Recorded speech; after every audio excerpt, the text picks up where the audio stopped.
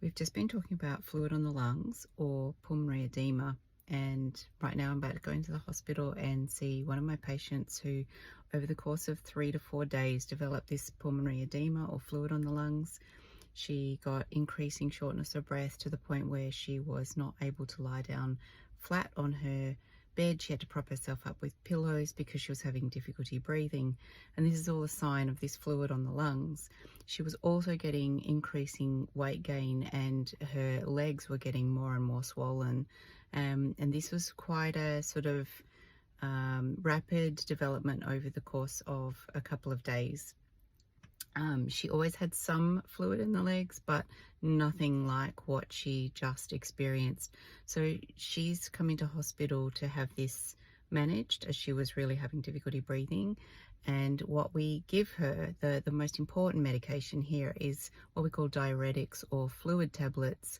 So there's a number of these, but the most potent are the loop diuretics. This is things like furosemide, Urex, or Lasix. These might be common words that you have heard if you're a heart failure patient. And the idea is to get more fluid coming out than going in to the body so that this disappears. And you can see this in weight loss. That weight loss, that rapid weight loss, can only be the loss of fluid. So that's what's happening there. And I often get asked by patients, well, why can't you just drain this fluid out?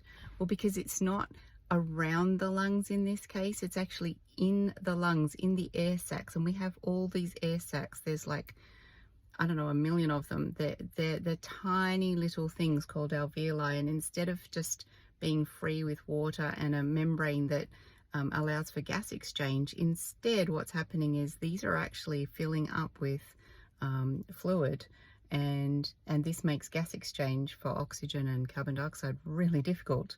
And that's why there's this shortness of breath experienced. So you can't just put some tube in and drain this water out in this case, because the fluid is inside the lung, not outside the lung.